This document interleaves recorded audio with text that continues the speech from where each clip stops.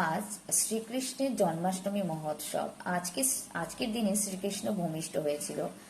তো সেই সাথে সাথে একটা কথা মনে পড়ে যায় যে আজকে আমার মেয়েরও জন্ম হয়েছিল এই জন্মাষ্টমীর দিনে, যেটা শ্রীকৃষ্ণ রাধা আকারে আমার মেয়েকে পাঠিয়েছিল। কারণ শ্রীকৃষ্ণের খুবই পছন্দের হচ্ছে রাধা, তাই আমার মেয়েকে আমি রাধা বলে ডাকি।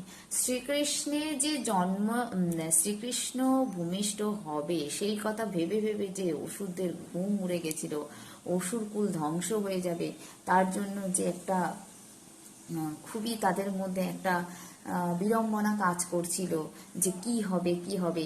তেমনি আমার মেয়ে যখন আমার মেয়েও জবে থেকে আমার গর্ভে এসেছে, তখন আমার চিহ্নিতকরণ কিছু অসুরদেরও ঘুম উড়ে গেছিল। আজ পর্যন্ত তাদের ঘুম ঠিকঠাক হয় না। কারণ হচ্ছে তারা মানে জন্মাষ্টমীর দিন জন্মানো তো একটা সহজ কথা নয়। কারণ হচ্ছে কৃষ্ণের কৃপা থাকলে, রাধারানীর কৃপা থাকলে জন্মাষ্টমীর দিন সে জন্মাতে পারে, এটা আমার বিশ্বাস। তো তো যার গর্ভে এসেছে, দেবকী যেমন কংসকে মানে নিজের ছেলেকে, তাই দেবকী যখন কংসকে তার সন্তানকে সঠিকভাবে জন্ম দেওয়ার জন্য, মানে কংস যখন তার সন্তানকে বারবার বারবার মেরে ফেলছিল, তাই দেবকী তখন ক্রুদ্ধ হয়ে কংসকে অভিশাপ করেছিল, কংসের সাথে বাগ বিতণ্ডা করেছিল।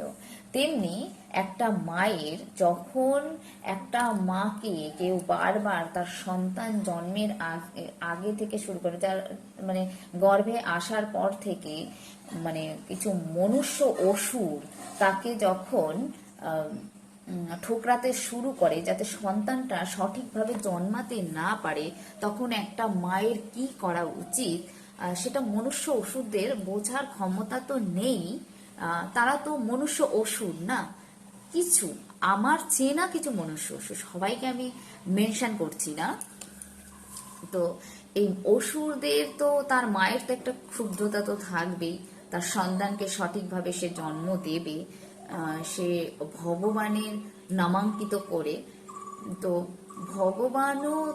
ভগবানও আমার সঙ্গে ছিল যে আমার মেয়েটা যেন এমন একটা শুভ দিনে জন্মায় আর ভগবানের কৃপাতে যেন মুখের ওপর সবাইকে জবাব দিয়ে দিতে পারি যে আমার মেয়ে এসেছে, এবার অসুর তুমি সজাগ হও।